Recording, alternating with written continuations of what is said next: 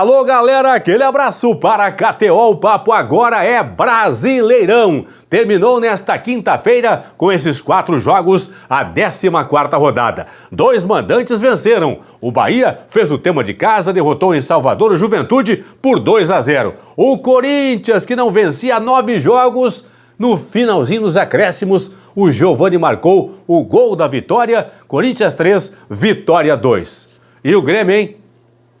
Que papelão em Caxias, hein, Grêmio? Renato foi chamado de burro, Renato foi vaiado, o time foi vaiado. Porque o Grêmio chegou a abrir 2-0 para cima do Palmeiras e tomou um empate em 2-2. Antes do jogo, qualquer gremista fecharia pelo empate com o Palmeiras. Mas pelo andamento da carruagem, como estava a partida, um Grêmio vencendo por 2-0, tomar 2 gols do Palmeiras. Que coisa, hein? E aqui, no Maracanã, jogo ruim, empate entre Fluminense e Internacional em 1-1. O Flu não vence há 11 jogos, fecha mais uma rodada. Aliás, não só o Fluminense, Grêmio e Corinthians fecham mais uma rodada na zona de rebaixamento, mas o Fluminense já é certo que, mesmo vencendo na próxima rodada, no fim de semana, o Fluminense, na 15ª rodada, não sai da zona de rebaixamento. A partir de agora, tudo sobre este fechamento da 14ª rodada, a nova classificação e, claro, a projeção da 15ª rodada. Estamos na reta final do primeiro turno, rodada que acontece no final de semana. Antes, uma dica da KTO. Entra no site da KTO, tá aqui, ó, kto.com. Entra lá, te inscreve, faz o teu primeiro depósito e usa o código promocional Paulinho para receber 20% de bônus no teu primeiro valor depositado na KTO. Depois eu falo dos jogos desta quinta-feira, antes a classificação atualizada, que é o que todo mundo espera. Vamos lá! Flamengo líder, 30 pontos na tabela. Aí tem uma galera com 27. Botafogo, 27 pontos, 8 vitórias, saldo 9, 23 gols marcados, é o segundo colocado.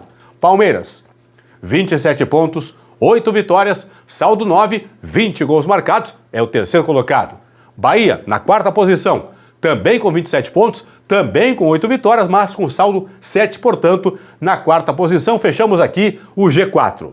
G6 tem São Paulo em 5º lugar, com 24 pontos, e o Atlético Paranaense na 6ª posição com 22 pontos. Por que o Furacão está à frente do Bragantino? Pelo saldo. Ambos têm, Atlético Paranaense e Bragantino, 22 pontos. Ambos com 6 vitórias. Mas o Furacão tem saldo 5 contra saldo 4 do Bragantino. Por isso, pelo saldo, o Atlético Paranaense no momento fecha o G6. Confirmando então, Bragantino 22 é o 7º. Em 8º, Cruzeiro com 20, 9ª posição também com 20 pontos o Fortaleza. Cruzeiro tem uma vitória a mais que o Fortaleza, 6 contra 5. O Inter é 10º com 19. O Atlético Mineiro é o 11º com 18 e com 16 aparece aqui o Criciúma na 12ª posição, empatado em pontos com o Juventude, mas à frente do Ju pelo saldo. Por quê?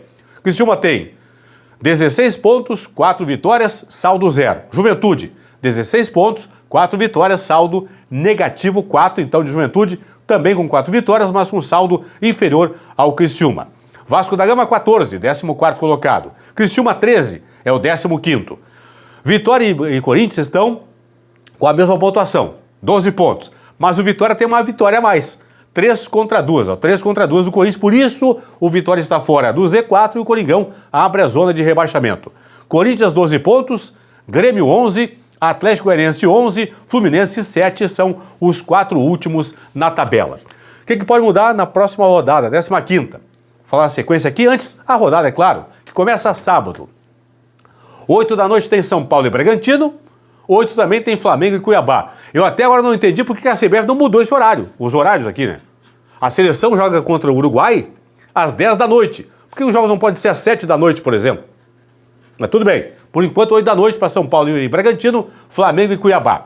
Domingo, 4 da tarde tem Juventude e Grêmio. Mando de campo do Juventude, no Chacone, em Caxias. Tem Fortaleza e Fluminense, tem Cruzeiro e Corinthians. 6 da tarde, a volta do Inter ao Beira-Rio contra o Vasco da Gama. 6h30 tem Vitória e Criciúma, tem Palmeiras e Bahia, tem Atlético Goianiense e Atlético Paranaense. E fechando a rodada, domingo, 8h30 da noite, no Rio, tem o Botafogo contra o Atlético Mineiro. São os jogos desta 15ª rodada, com 2 partidas no sábado, outras 8 no domingo. Vamos lá então. O Flamengo joga em casa com o Cuiabá. O Flamengo joga pelo empate com o Cuiabá para garantir a primeira posição. Por quê? Se empatar vai a 31. Botafogo, Palmeiras e Bahia não podem mais alcançar o Flamengo. Se o Flamengo pelo menos empatar.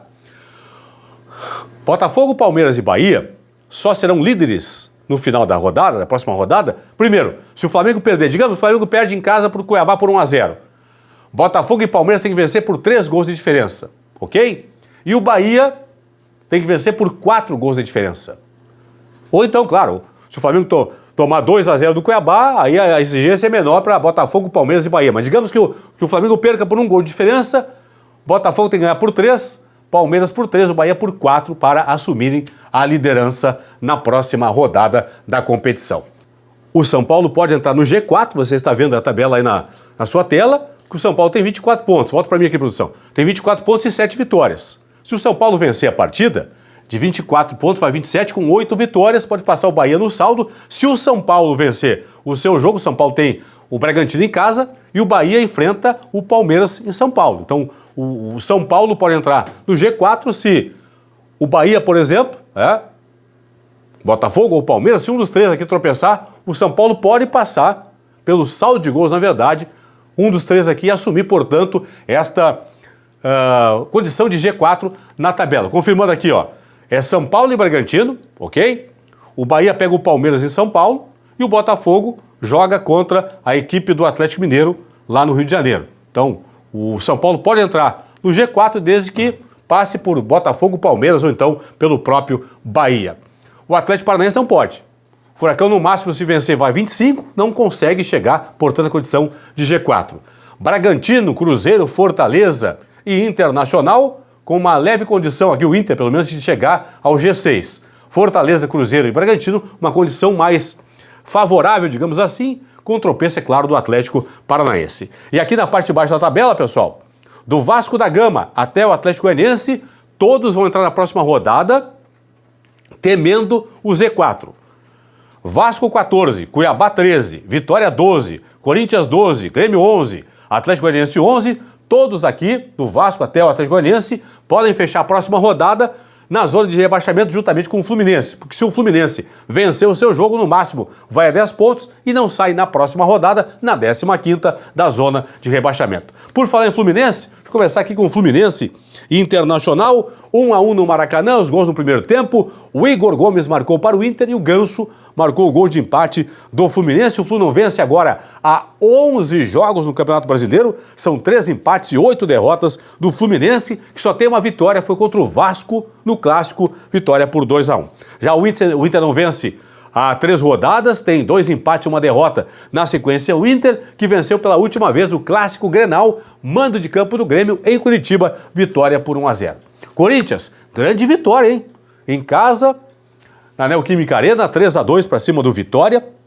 2 gols do Garro, 1 gol do Giovani nos acréscimos, e o Alejandro marcou os 2 gols do Vitória. O Corinthians não vencia há 9 jogos, pessoal. E só tem agora 2 vitórias na competição, contra o Fluminense, 3-0, e agora 3-2 para cima do Vitória. Vitória que vem de 2 derrotas seguidas. Havia perdido rodada passada em casa em Salvador para o Atlético Paranaense por 1-0, perdeu agora para o Corinthians por 3-2. O Bahia, 2-0 para cima do Juventude.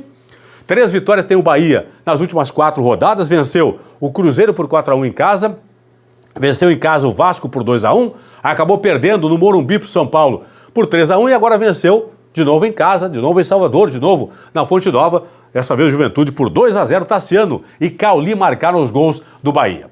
E aqui finalmente, Grêmio 2, Palmeiras também 2, repito o que eu falei no começo do vídeo, vaias para Renato. Renato foi chamado de burro pelo torcedor do Grêmio, que compareceu ao Estádio Centenário em Caxias do Sul. Grêmio 2-2. Por quê?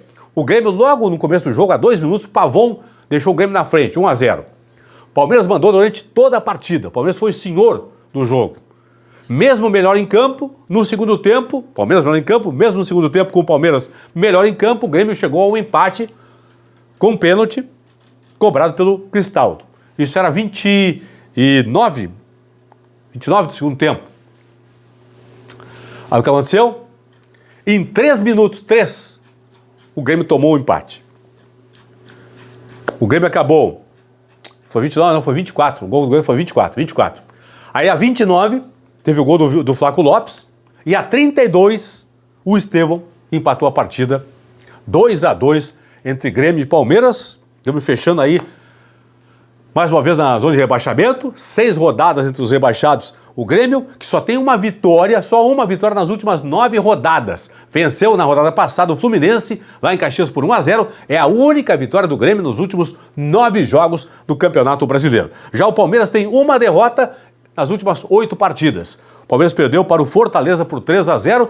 Tem nessa sequência aí de 8 jogos e apenas uma derrota, tem 6 vitórias o Palmeiras. Então 6 vitórias, um empate, uma derrota. Nas últimas 8 rodadas tem a equipe do Palmeiras, portanto, o Grêmio fechando.